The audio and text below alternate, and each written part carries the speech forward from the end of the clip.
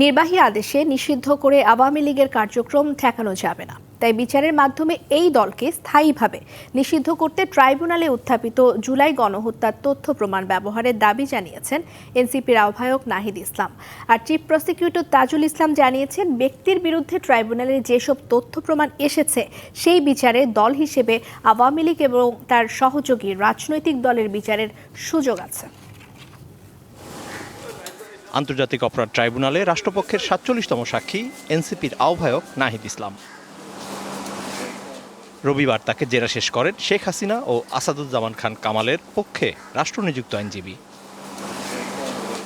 পরে আওয়ামী লীগ ও তার দোসরদের রাজনীতি নিষিদ্ধের প্রসঙ্গে গণমাধ্যমে কথা বলেন নাহিদ ইসলাম। আওয়ামী লীগের এখন যে রাজনৈতিক কার্যক্রম অস্থায়ীভাবে নিষিদ্ধ করা হয়েছে, এটা কোনো স্থায়ী সমাধান না।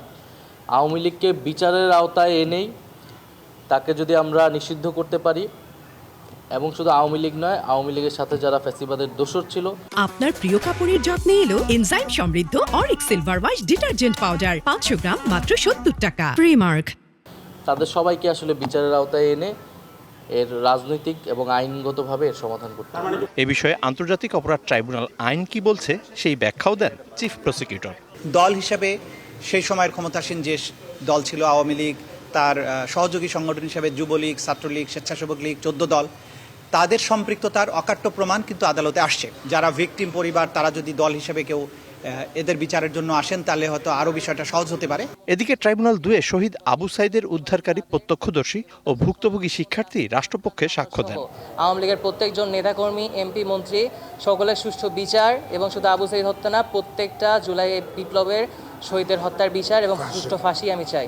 এদিন শেখ হাসিনা সহ 3 জনের বিরুদ্ধে করা মামলায় 48তম সাক্ষী হিসেবে সাক্ষ্য দেন আপ বাংলাদেশের আহ্বায়ক আলী আহসান জুনায়েদ।